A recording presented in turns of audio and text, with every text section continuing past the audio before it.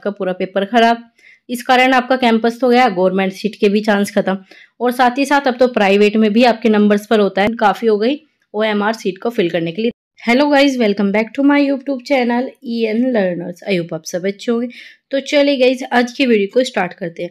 तो आपका जो एमएड एंट्रेंस 2023 है वो आपका 27 अगस्त को होने वाला है। तो इसी से रिलेटेड जो है आज हम सारी चीज़ें डिस्कस करने वाले हैं। सबसे पहले हम डिस्कस करेंगे जो आपका एग्जाम है उसमें आपको किस तरीके से क्या करना है, कैसे आपको एग्जाम देना है, वो सारी चीज़ें जो हम डिस्कस करेंगे। साथ ही साथ आपको पहले कौन सा सेक्शन देना है, क्योंकि आपका रहने वाला है पेपर ऑफलाइन। ठीक है, ऑफलाइन में आप अपने अकॉर्डिंग कैसे भी आप सेक्शन को डिवाइड कर कर आप अपना एग्जाम दे सकते हो। किसी भी पार्ट को आप पहले कर सकते हो, किसी भी पार्ट को आप बाद में कर सकते हो। और आपके किस पार्ट में कितना टाइम आपको देना है, कैसे सारे क्वेश्चन को मैनेज करना है, वो सारी चीज़ें जो आज हम डिस्कस करने वाले हैं। साथ ही साथ आपको बहुत सारी ऐसी हम टिप्स बताएंगे, इंपॉर्टेंट आपको ट्रिक्स बताएंगे, जिससे जो है आपका एग्जाम बहुत ही अच्छा चला जाएगा और आपका जो एडमिशन है वो आपका गवर्नमेंट कॉलेज में भी होने के चांसेस जो है आपके बढ़ जाएंगे। ठीक है, तो जो भी चैनल के साथ नया जुड़ा है वो चैनल को सब्सक्राइब कर लीजिए और बेल आइकन को प्रेस कर लीजिए, क्योंकि ये वीडियो जो है आपके लिए बहुत ही ज़्यादा इंपॉर्टेंट होने वाली है और आगे भी आपको ऐसे ही इंपॉर्टेंट वीडियो जो है मिलती रहेगी।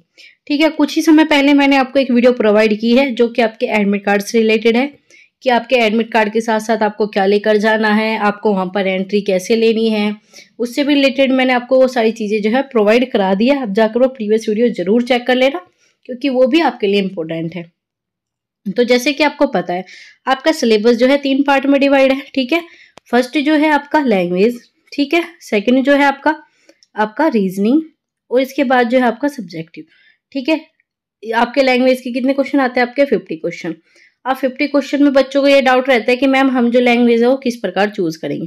तो ये भी मैं आपको बता दूं, जो आपका लैंग्वेज चूज करने का तरीका है, एक तो जब आपने फॉर्म फिल किया होगा या तो आपने तब की होगी, लेकिन बहुत से बच्चे इस बार कह रहे कि इस बार ऐसा कोई ऑप्शन था ही नहीं कि हम लैंग्वेज कौन से चूज करें। तो आपको इसमें कोई भी परेशान होने की जरूरत नहीं है। आप जाओगे, जब आप अपनी OMR सीट देखोगे तो उसमें आपको 2 तरह के कॉलम दिखाई देंगे। आपको फर्स्ट लैंग्वेज में जो है आपको हिंदी लेनी है या फिर आपको इंग्लिश, जोन सी भी आपको लेनी है आपको वहाँ पर जो है फिल करना होगा। ठीक है, वहाँ पर आपको गोला जो है फिल करना होगा, क्योंकि आपका ऑफलाइन पेपर है, OMR सीट में आपका पेपर होगा। ठीक है, आपका लैंग्वेज से रिलेटेड ये डाउट क्लियर हो गया। ठीक है, तो उसमें जो है आपको पूरे 50 क्वेश्चन करने हैं। इसके बाद आते हैं आपके रीजनिंग। रीजनिंग में आपके होते हैं 100 क्वेश्चन, और ऐसे होते हैं आपके सब्जेक्ट में होते हैं आपके 100 क्वेश्चन। अब बच्चों का कंफ्यूजन रहेगा कि हम पहले कौन सा पोर्शन उठाएं, पहले क्या करें, और पहले आपको कौन सा सोल्व करना है और कितना टाइम देकर करना है। आपके पास टोटल टाइम कितना होता है ये भी हम डिस्कस कर लेते हैं। आपके पास होता है 3 आवर्स। 3 आवर्स मतलब आपके पास टोटल कितनी मिनट होती है? तो आपके पास टोटल मिनट्स होती है 180। तो 180 आपके पास मिनट है और क्वेश्चन है आपके पास 250। तो आप एक क्वेश्चन में 1 मिनट भी नहीं दे सकते, क्योंकि आपके पास टाइम कम है और क्वेश्चन और अमाउंट जो है आपका ज़्यादा है। वाकई में क्वेश्चन जो है आपके बहुत ज़्यादा है, और जो आपका एंट्रेंस का पेपर होता है वो थोड़ा लंबा ही होता है, क्योंकि इसमें 100 क्वेश्चन तो आपको CDP, साइकोलॉजी, फिलोसफी, ये सब चीज़ें आ जाएगी। और जब आप 100 क्वेश्चन इन चीज़ों के करते हो ना, तो आपको बहुत ज़्यादा प्रॉब्लम होनी स्टार्ट हो जाती है। क्योंकि जब आपने टेट वगैरह का कोई एग्जाम दिया होगा तो उसमें टोटल आपके पास 30 क्वेश्चन आता है CDP के, और उसमें भी आप ऐसे हो जाते हो कि आप जब ये 30 क्वेश्चन करोगे आप बोर हो जाओगे। आप 20 जो क्वेश्चन है बहुत अच्छे से कर लोगे, लास्ट में जो है आप ऐसी आंसर लगाना स्टार्ट कर देते हो। लेकिन यहाँ पर आपको इस टाइप के क्वेश्चन 100 देखने को मिलेंगे, और जब आप ये 100 क्वेश्चन करोगे ना तो आपको थोड़ी सी प्रॉब्लम आएगी ही, क्योंकि सब क्वेश्चन आपको अजीब से देखने को मिलेंगे। बेशक आपको आते भी हो, बहुत अच्छे से आपके तैयार भी हो, लेकिन जब आप ये सब चीज़ें जो 100 क्वेश्चन एक साथ करने बैठोगे उसमें आपको प्रॉब्लम होती है। तो वो भी डिस्कस करेंगे कैसे आप ये प्रॉब्लम अपनी खत्म कर सकते हो। ठीक है, तो पहले तो आपका हम डिस्कस करते हैं आपको टोटल इसमें कितना टाइम किस पोर्शन में आपको देना है। ठीक है, तो जैसे कि आप यहाँ पर स्क्रीन पर देखो, ये आपका हो गया सबसे फर्स्ट, ये आपका सेकंड पोर्शन, ये हो गया आपका थर्ड पोर्शन। ठीक है, यहाँ पर है आपके 50 क्वेश्चन, यहाँ पर है आपके 100 क्वेश्चन, और यहाँ पर भी आपके 100 क्वेश्चन है। ठीक है, अब सबसे पहले डिस्कस करेंगे कौन सा आपको पोर्शन करना है।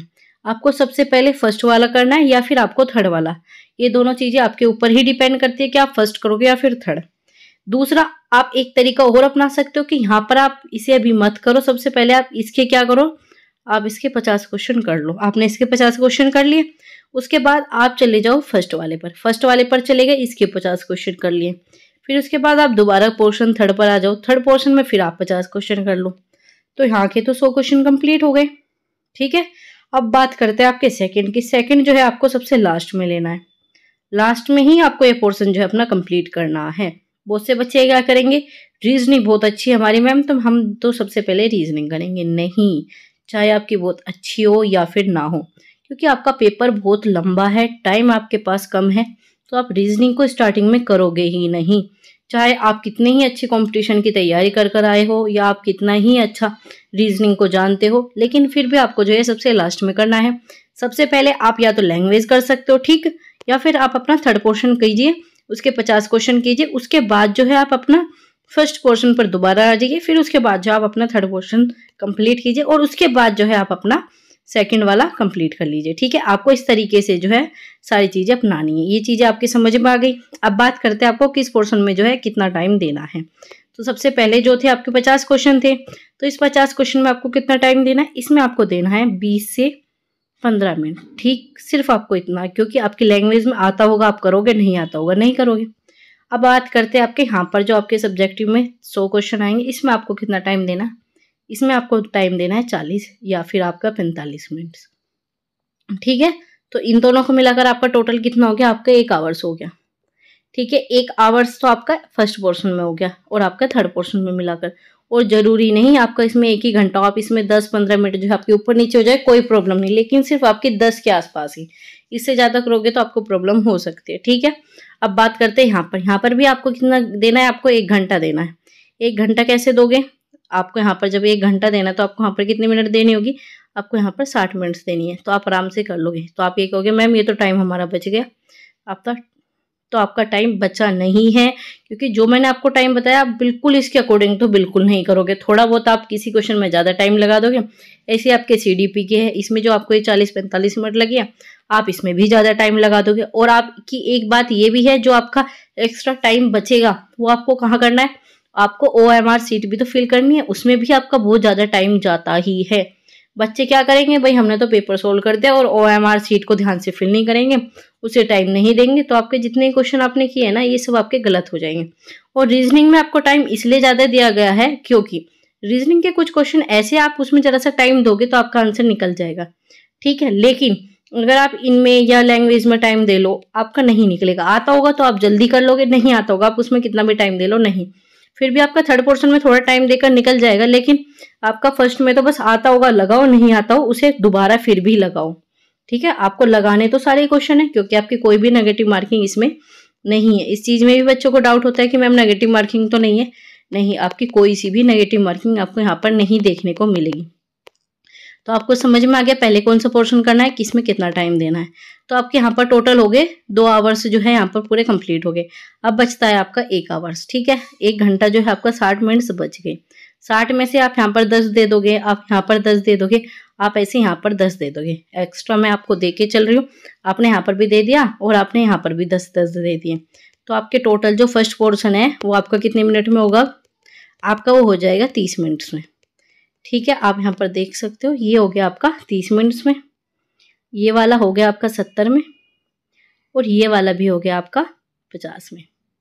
ठीक है, तो आपका ये टोटल कितने का हो गया, तो आपका टोटल यहाँ पर हो गया 150 मिनट्स। ठीक है, टोटल कितने हो गए 150, आपके पास टाइम है 180 मिनट्स का, तो आपके पास बच गए 30 मिनट। ये 30 मिनट जो है आपको OMR सीट में आपको अपनी फिलिंग करने में, स्टार्टिंग में जब आप OMR सीट भरोगे उसमें भी आपको टाइम देना होता है, और बाद में थोड़ा सा आप ये भी देखोगे आपने कौन से क्वेश्चन कर दिए कौन से क्वेश्चन छोड़ दिए, तो ये 30 मिनट जो है आपको उन सब में लगा देनी है। ठीक है, आप इनमें से थोड़ा अगर लगाना चाहो लगा सकते हो, लेकिन आपके पास ये 30 मिनट काफ़ी हो गई OMR सीट को फिल करने के लिए, इतना आपको टाइम नहीं लगता। ये आपको मैंने ज़्यादा ही बता दी, आप थोड़ा सा इधर उधर कर सकते हो। आपकी 5-10 मिनट की कोई ऐसी बात नहीं है, ये 5-10 मिनट जो है आप किसी भी सेक्शन में यूज़ कर सकते हो। ठीक है, आपको बेसिक से मैंने समझा दिया कि आपको किस तरीके से करना है। ठीक है, तो आपके पास 180 होगी। अब बात करते हैं आपकी जो ये 30 मिनट मैंने दी आपको OMR सीट की, इसे आप कैसे फिल करोगे। इस चीज़ में भी बच्चे बहुत ज़्यादा डाउट में रहते हैं कि OMR सीट है, क्योंकि बच्चे आजकल ऑनलाइन एग्जाम ज़्यादा देते हैं, ऑफलाइन अब बच्चों बहुत ही कम देते हैं। जैसे आपने BEd वगैरह करके आए हो, CTET वगैरह, उसमें भी आपने ऑनलाइन ही दिया होगा, लेकिन इस बार जो आपका ऑफलाइन बेशक CTET कराएगा, लेकिन आपका ज़्यादातर जितने भी एग्जाम होते हैं वो ऑनलाइन मोड में ही कराए जाते हैं। अब बात करते हैं कि हमारा तो जो है वो पहला पेपर है, या OMR सीट पर हमें कैसे देना है, क्या सिस्टम है, चलो वो बताते हैं। तो जैसे कि ये आपकी होगी OMR सीट। ठीक है, आपको इसकी जो है 3 कॉपी मिलेगी। एक तो ये हो गई ऊपर, ऐसे इसके नीचे जो है एक और आपको देखने को मिलेगी, एक और आपको देखने को मिलेगी। आपको फिल ये ही वाली करनी है जो आपको ऊपर दिखाई दे रही होगी, ठीक है। ये बाकी जो दोनों है ये ऑटोमेटिक फिल हो जाएगी। तो आपको ऊपर जो है यहाँ पर सबसे पहले अपनी वो आ जाएगी जो भी आपकी एंट्री वगैरह डिटेल वगैरह, ठीक है। उसके बाद जो है आपके ऐसे सेशन बटे होंगे, ठीक है, OMR शीट में। तो आपको किस तरीके से भरना है, आपको पहले मैंने आपको प्रीवियस वीडियो में पेन के बारे में बता दिया कि आपको किस तरीके का पेन लेकर जाना है, तो आप उस वीडियो में देख लेना मैंने आपको कैसा पेन सजेस्ट किया है OMR शीट फिल करने के लिए, ठीक है। तो आपको ऐसे ये बहुत ही छोटे छोटे कॉलम में आपके डिवाइड होंगे। सबसे बड़ी गलती अब बच्चा क्या करता है, इन्हें ध्यान से नहीं करता, और ध्यान से नहीं करता उसका पूरा पेपर खराब हो जाता है। मैं अभी एक स्टूडेंट के बारे में बताना चाहूँगी। एक स्टूडेंट का भी CTET का एग्ज़ाम था, तो उसका जो इंग्लिश वाला सेक्शन था उसमें उसने क्या करा, उसका गलती से इसमें ना फिल होकर उसका वो नीचे वाले कॉलम में हो गया। तो उसके पूरे 30 के 30 क्वेश्चन जो थे वो गलत हो गए। और बहुत से बच्चे ये सोचते हैं भाई हमारे से तो होगा नहीं, हम तो बड़े ध्यान से करेंगे। तो इसमें जो है ऐसा कुछ नहीं है कि आप बहुत अच्छे से करोगे ये वो, ये गलती किसी स्टूडेंट से भी हो सकती है, और एक गलती की वजह से जो है आपका पूरा पेपर खराब। इस कारण आपका कैंपस तो गया, गवर्नमेंट सीट के भी चांस खत्म, और साथ ही साथ अब तो प्राइवेट में भी आपके नंबर्स पर होता है, क्योंकि प्राइवेट ने भी अपना फिक्स क्राइटेरिया लिख रखा है। अगर इतने मार्क्स हो गए तो ही आपका एडमिशन होगा। पहले ये सब प्रोसेस नहीं होता था, पेपर खराब हो जाओ कोई प्रॉब्लम नहीं, हम तो प्राइवेट में एडमिशन ले लेंगे। लेकिन अब जो है आपका ये सब चीज़ें चलती है, तो आपको OMR शीट जो है बहुत ही अच्छे से फिल करनी होगी। आपको कैसे फिल करनी होगी चलिए वो बात करते हैं। आपको OMR शीट को जो है पार्टों में डिवाइड कर लेना होगा। जैसे कि मैंने आपको बताया लैंग्वेज के आप शुरू के क्वेश्चन करोगे आप, तो जैसे कि मैंने बताया आपके जो है 50 क्वेश्चन है लैंग्वेज के, तो आपको उन 50 को जो है डिवाइड कर लेना। डिवाइड कैसे, या तो आप 10-10 के सेशन में डिवाइड कर लो, कि जो आपको पहले 10 ही फिल करने हैं, ठीक है, 10 आपको फिल करने हैं। अगर आपके बाई चांस ऊपर से नीचे किसी कॉलम में गड़बड़ हो जाती है तो आपके 10 ही क्वेश्चन खराब होंगे, इससे ज़्यादा नहीं होगे। फिर जब अगली बार देखोगे हाँ जी मुझे तो 11 से करना है, हाँ ये वाला है, तो इससे करोगे तो क्या होगा, आपके अगले बच जाएंगे, बेशक आपके स्टार्टिंग के खराब हो गए हो। इस तरीके से आपको करना है। इसे क्या करना है, आपके 10-10 क्वेश्चन में आपको डिवाइड कर लेना। दूसरा, आपको ये गलती बिल्कुल भी नहीं करनी कि हम तो सारी OMR शीट जो है एक साथ फिल करेंगे। हम तो पहले जो है पेपर वाले सोल्व करेंगे जो पेपर में दे रखा है, हम पूरे के पूरे 250 क्वेश्चन जो है सोल्व करेंगे, उसके बाद ही हम अपना आंसर देंगे। तो आपको ये बेवकूफ़ी भी नहीं करनी, और बच्चे करेंगे ये बेवकूफ़ी करते हैं कि हम तो सारा पेपर एक साथ सोल्व करेंगे, उससे पहले हम सोल्व ही नहीं करेंगे। तो आपको जैसे मैंने बताया कि आपको सारा पेपर एक साथ सोल्व नहीं करना, आपको इसे सेशन में डिवाइड करना। आपको 10 क्वेश्चन आपके हो गए तो आपको उन 10 क्वेश्चन के ही आंसर जो है इसमें फिल करते चलने हैं, ठीक है। आपको याद रखना है कि 1 का जो है B है तो आपको B में ही फिल करना है, अगर सेकंड का जो है आपका C है तो आपको C में ही फिल करना है। आपके कॉलम बहुत ही छोटे होते हैं तो उनमें मिस्टेक होने की गड़बड़ हो जाती है, तो आपको वो मिस्टेक से बचना होगा। OMR शीट कैसे फिल करनी होगी, इस तरीके से ही आपको फिल करनी होगी। आप सेशन में डिवाइड कर दो, 10-10 क्वेश्चन में जो है आपने पेपर को बांट दो कि 10 क्वेश्चन होते ही मैं इसमें OMR शीट में फिल कर लूँगा, और सारे क्वेश्चन जो है एक साथ फिल करने की गलती आपको करनी ही नहीं है। मैं आपको एक और बात बताना चाहूँगी। एक स्टूडेंट था, वो आपका एयरफोर्स की तैयारी कर रहा था और बहुत ही अच्छा स्टूडेंट था, उसे सारी चीज़ें बहुत अच्छे से आती थी। तो उसने क्या गलती की कि उसने पूरा पेपर सोल्व कर लिया बहुत अच्छे से, लेकिन OMR शीट जब फिल करने लगा तो उसका जो टाइम है वो पूरा कंप्लीट हो गया, उसके बाकी के क्वेश्चन ऐसे के ऐसे ब्लैंक रह गए, उस वजह से जो इसका नंबर नहीं आया। तो ये वाली गलती आपको बिल्कुल नहीं करनी। मैंने आपको बहुत सारे ऐसे एग्जाम्पल दे दिए जिससे जो है आप गलती करने से बच जाओगे, ठीक है। आपको 10-10 के सेशन में डिवाइड करनी है अपनी OMR शीट, ध्यान से भरना है, ठीक है। उसके बाद दोबारा 10 क्वेश्चन उठाओ फिर वो फिल करो। इस तरीके से जो है आपको अपनी पूरी OMR शीट फिल करनी है। और ये भी नहीं करना कि भाई हमने तो एक क्वेश्चन कर दिया हम तो तुरंत फिल करेंगे, एक क्वेश्चन करते हैं तुरंत फिल करेंगे, एक क्वेश्चन करते तुरंत, इसमें आपका बहुत ज़्यादा टाइम लग जाएगा, आप परेशान हो जाओगे एक एक, और इसमें भी अगर 1-2 ऊपर नीचे हुआ तो पूरा फिर भी खराब। तो 10-10 क्वेश्चन के सेशन में डिवाइड करके आप अच्छा कर सकते हो। बाकी आप अपने अकॉर्डिंग देख सकते हो कि मुझे 10 में डिवाइड करना है 20 में, लेकिन आपको इन चीज़ों में सबसे ज़्यादा ध्यान रखना है। चाहे आपका पेपर टफ आए ईजी आए वो मैटर नहीं करता, आप उसे कैसे करोगे वो ज़्यादा मैटर करेगा, ठीक है। क्योंकि बच्चे इन्हीं चीज़ों में बाहर निकल जाते हैं। ऑफलाइन का ये सबसे आप कह सकते हो खराब चीज़ है कि इसमें जो है बच्चों का पूरा पेपर भी एकदम से खराब हो जाता है। अगर ऑनलाइन होगा, आपने अगर कहीं पर क्लिक कर दिया तो आप उसे हटाकर दूसरे पर भी लगा सकते हो, लेकिन आप ऐसा OMR शीट में नहीं करोगे। अगर आपने जो फिल कर दिया तो आपने वो फिल कर दिया, आप दोबारा जो है उसे फिल नहीं कर सकते ऐसा। और बच्चे क्या करेंगे, ये हमने फिल कर दिया इसे काट के ऐसे नहीं, आपको ये भी गलती नहीं करनी, जो आपका फेल हो गया उसे छोड़ो, अगले पर ध्यान दो। ऐसा ही आपको करना है। दूसरा, आपको बाहर नहीं निकालना, जो आपको दे रखा है उसमें बिल्कुल आपको उसके अंदर ही अपना फिल करना है। आपको ये समझ में आ गया OMR शीट को कैसे फिल करना है? जितना भी हो सकता था मैंने आपको सारे पॉइंट बता दिए। फिर भी अगर आपको किसी पॉइंट में कंफ्यूजन है, डाउट है, तो आप मुझे कमेंट बॉक्स में बता देना, मैं आपका वो डाउट भी क्लियर कर दूंगी।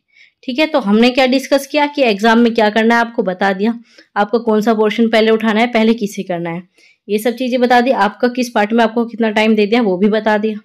आपकी इंपॉर्टेंट टिप्स ये ही है, जो क्वेश्चन आपको आ रहा है वो करो, नहीं आ रहा उसे फिर भी करो। क्यों? क्योंकि आपकी इसमें क्या नहीं है, नेगेटिव मार्किंग आपकी इसमें नहीं है। ठीक है, और आप यही सोच के चलो जो ये 250 क्वेश्चन है इसी पर मेरिट लगेगी और मुझे ये सारे ही करके आने हैं। ठीक है, तो आपके 250 क्वेश्चन जो है पूरे करके आने हैं। क्वेश्चन आ रहा हो नहीं आ रहा उसे जल्दी से करो। थोड़ा आप नेगेटिव वर्डों पर, पॉजिटिव वर्डों पर भी ध्यान दो। पार्ट सी में रीजनिंग का क्या है, थोड़ा सा आप टाइम लगाओगे तो आप कर लोगे, लेकिन रीजनिंग में ऐसा भी मत करना कि एक ही क्वेश्चन पर आपने 5-10 मिनट लगा दी, ऐसा भी नहीं करना। नहीं हो रहा आगे बढ़ जाओ, ये वाला करो, अगला नहीं हो रहा तो उससे आगे बढ़ जाओ। आपके पास रीजनिंग के 100 क्वेश्चन है, ठीक है, और आप एक क्वेश्चन की वजह से ये 100 क्वेश्चन खराब नहीं कर सकते। ये बात आपको ध्यान रखनी है। ये चीजें समझ में आ गई? ठीक है, और दूसरा ये ही है, अगर आप एग्जाम अच्छा दोगे तो ही आपका एडमिशन होगा, क्योंकि प्राइवेट में बिना आपके नंबर के एडमिशन नहीं होता। और जो बहुत से कर भी लेंगे तो आप उसके बेस पर एडमिशन ले लो, कोई नहीं, क्योंकि आपकी तो फीस चली जाएगी। लेकिन कॉलेज वाले एंड टाइम पे ये कह देंगे कि हमने तो जो है आपका नंबर कम थे तो नहीं हो सकता, ये वे करके आपके बहाने बना देंगे और आपके पैसे तो चले गए। तो आपको ऐसा नहीं करना, आपके नंबर उतने आने चाहिए जितने आपके प्राइवेट में मांगे जाते हैं। प्राइवेट में कितने नंबर मांगे जाते हैं वो मैंने आपको प्रीवियस वीडियो में बता रखा है, जाकर वो एक बार चेक कर लीजिए। ठीक है, सारी चीज़ें जो है मैंने आपको बता रखी है। और बहुत से स्टूडेंट हैं आपका सेम ही कमेंट करते हैं। मैं आपको टेलीग्राम चैनल पर बहुत सारे डाउट, बहुत सारे कमेंट का रिप्लाई जो है सेंड करती हूँ। मैं आपको इसी वजह से करती हूँ ताकि आप उसे देखो। वे जो कमेंट होते हैं वो आप सभी के कॉमन होते हैं, वहां पर अधिकतर वो ही आपको कमेंट मिलेंगे जो कि सभी बच्चों के कॉमन होंगे। तो इसी वजह से वहां पर वो डाला जाता है, और साथ ही साथ आपको एक्स्ट्रा इन्फॉर्मेशन देने के लिए ये सब एफर्ट जो है आपके लिए किए जाते हैं, ताकि आपको भी नॉलेज हो सके। क्योंकि सिर्फ एक डिग्री करना या फिर कुछ भी आपकी पढ़ाई करना वो ज़्यादा मायने नहीं रखता। मायने ये रखता है कि आपने उस चीज़ से कितना सीखा। बहुत से बच्चे नंबर अच्छे ले आएंगे लेकिन उन्हें नॉलेज नहीं होगी, तो आपको वो चीज़ें नहीं करनी। आप कुछ चीज़ें कर रहे हो तो उसे बहुत अच्छे से करो, समझ के करो। इसी वजह से जो है आपको वहाँ पर भेजा जाता है। तो प्लीज़ कृपया करके उन सब चीज़ों को खोल के देखो और सेम डाउट बार बार पूछने से बचो, ताकि जो है आप उसे पढ़ोगे तो आपके डाउट ऑटोमेटिक क्लियर हो जाएंगे। बाकी आप सभी के जो भी डाउट होते हैं वो सबका रिप्लाई जो है आपको दे दिया जाता है। ठीक है, तो आपको अब भी किसी भी चीज़ से रिलेटेड अगर आपको डाउट है, कोई कंफ्यूजन है, तो आप मुझे बता सकते हो। साथ ही साथ मैंने आपको एक पोस्ट शेयर की हुई है, आप उस पर ज़्यादा से ज़्यादा डाउट कमेंट भेजिए ताकि मैं उस पर वीडियो बना पाऊँ, क्योंकि अभी वहाँ पर इतने डाउट कमेंट नहीं है कि मैं उस पर आपको वीडियो बनाकर सेंड कर दूँ। तो आपको क्या करना है, सिर्फ उसी पोस्ट पर जाकर अपने डाउट लिखने हैं, ताकि जो है आपको वीडियो जल्दी से जल्दी मिल सके। ठीक है, और सभी बच्चों को बेस्ट ऑफ लक आप सभी के एग्जाम के लिए। जो आपने पढ़ा एग्जाम में वैसा ही आएगा, और बस आपको थोड़ा सा ध्यान से एग्जाम करना है, क्योंकि आपने उस एग्जाम में सिर्फ ये मैराथन या मेरी क्लासेस देख कर तैयारी नहीं की, आप उस चीज की तैयारी 2 साल से कर रहे हो। बीएड में आप वही सब चीजें पढ़ रहे हो जो कि आपके एग्जाम में आने वाली है। ठीक है, तो आपकी सच्चाई यही है, जो आपने 2 साल में पढ़ा वो आपको पेपर में अप्लाई करना है। ठीक है, तो ये आपको काम करना है। जो आपका लैंग्वेज है, रीजनिंग है, इस पर भी आपको थोड़ा सा ध्यान देना है। बाकी जो है आपका एग्जाम बहुत अच्छा जाएगा। आपका एग्जाम इतना टफ आता भी नहीं है कि जो आपसे सोल्व ना हो। बस आपको क्या करना है, आपको अपना एग्जाम जो है बहुत ही अच्छे से देना है। आप सभी को आपके एग्जाम के लिए बेस्ट ऑफ लक। अगर आपको किसी भी प्रकार का डाउट बच रहा हो अब भी आपके एग्जाम से रिलेटेड, तो आप मुझे कमेंट बॉक्स में पूछ लेना। ऐसे ही आप चैनल के साथ बने रहें। वीडियो अच्छी लगी हो प्लीज लाइक कीजिए, अपने दोस्तों को शेयर कीजिए, और वीडियो कैसी लगी इसका रिव्यू कमेंट बॉक्स में बताना ना भूलें। और वीडियो को प्लीज लाइक कीजिए, अपने दोस्तों के साथ शेयर कीजिए। ठीक है, आज की वीडियो में इतना ही था। Thanks for watching, keep learning, keep supporting EN learner.